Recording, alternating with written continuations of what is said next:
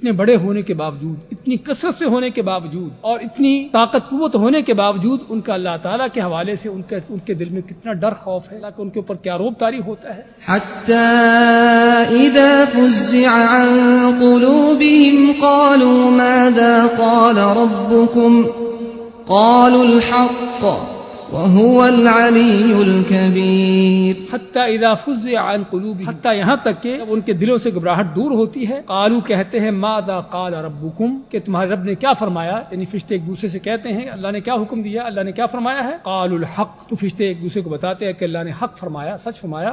اس آیت کی آگے اس کی تفسیر آ رہی حدیث کے اندر. نبی صلی اللہ علیہ وسلم فرمایا کہ اذا قضى الله الامر في السماء، کہ جب اللہ تعالیٰ آسمانوں پر کسی بات کا فیصلہ کرتا ہے. ضربت الملائکۃ، فرشتے مارتے اپنے پروں کو، خضعان لقوله، اللہ کی اس بات کو تسلیم کرتے ہوئے، اس کے لیے اپنے آپ کو جھکاتے ہوئے. ينفذهم ذلك، سبھی کو یہ آواز سنائی دیتی ہے. حتى اذا فزع عن قلوبهم، یعنی جب یہ آواز سنتے ہیں تو ان پر دہشت طاری ہوتی ہے، خوف طاری ہوتا ہے، حتیٰ کہ بے ہوش ہو جاتے ہیں. تو جب ان کا دل کی گھبراہٹ جاتا رہا، دور ہوتا ہے، تو پھر ایک دوسرے سے سوال کرتے ہیں قالوا ماذا قال ربکم، کہ تمہارا رب نے کیا حکم دیا. قالوا الحق، تو دوسرے فرشتے فرماتے ہیں کہ اللہ نے حق فرمایا، وهو العلی الکبیر، اور اللہ تعالیٰ بہت بلند بالا تر ہے. یہاں پر دیکھیے اللہ کے اس حکم کو سن کر، صرف آواز سن کر ہی، صرف حکم سن کر ہی فرشتوں پر کس قدر روب طاری ہوتا ہے کہ وہ بے ہوش ہو جاتے. اور فرشتے اتنی بڑی بڑی ان کے جسام تھے، اتنی ان کی طاقتیں، اتنی ان کی بڑی تعداد، اور اللہ کے بلکہ قریبی، اللہ کے مقرب فرشتے، اور جن سے کوئی نافرمانی ہوتی ہی نہیں ہے، ہمیشہ اللہ کی اطاعت فرمانبرداری جن کا کام ہے، وہ کیا ہے، اللہ کی آواز سن کر، اس کا کلام سن کر یہ بے ہوش ہو جاتے ہیں. بہت سے ایسے بے وقوف جاہل مشرک پائے گئے ہیں جو فرشتوں کی پوجا کرتے ہیں، جو فرشتوں کو رب مانتے ہیں، ان کی عبادتیں کرتے ہیں، ان کو پکارتے ہیں فرشتوں کو. اس لیے فرشتوں کو لانے کا مقصد یہاں پر یہ کہ نہ کہ